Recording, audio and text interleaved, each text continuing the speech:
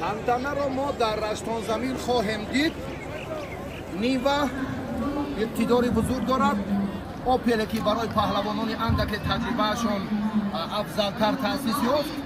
و اگر توجه میکنیم به این نقطه دیگر که اینجا مرسدس از اون پهلوانان برومند وزنشون باز تا 75 شاید 85 کیلوگرم تقدیری رقابت و نتیجه گیری سبقت رشتان زمین اینجا معلوم خواهد شد. و نقطه دیگر میدانداری گشتین رشت آن است که امروز هم دو جایزه ما در یک فرصت در یک فاصله خیلی نزدیک قرار داریم که من و میدان رحیم غرمی و سبقت پهلوانان دیگری که اینجا هم از نام صاحبکاران کیا اتومبیل خیلی ارزشش گران در جایزه در میدان رشتان زمین تأسیس داده شده است.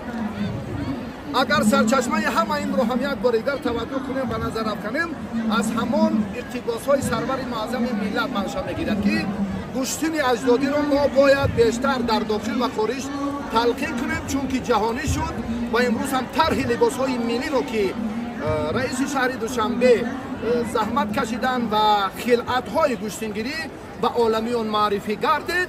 ما هم امروز وظیفه داریم که این اقدام و عنعنه‌های سنتی خویش را طبق دستور و سفارش‌های سرور معظم ملت باز هم شایسته به راه مانیم.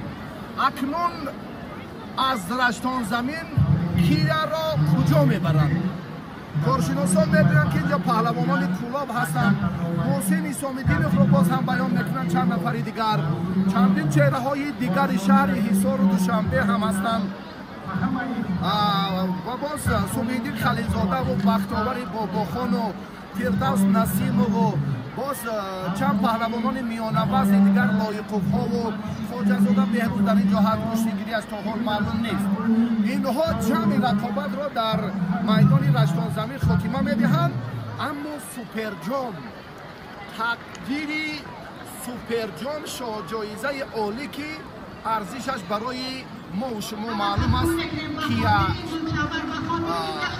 در این باره سخن گفتیم و کمری 6 رو آن نفر صاحب میگردد که در رشتان زمین ملکه‌اش، کسبیتش و هنرش خیلی افضل و بالاتر است.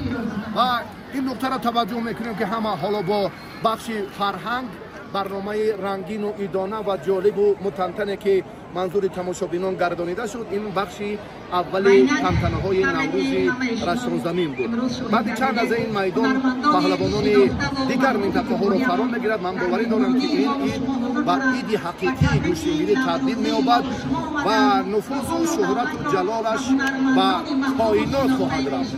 نوروز همایون و شایسته باشد. عبادت رجب و شهلا حفیظ و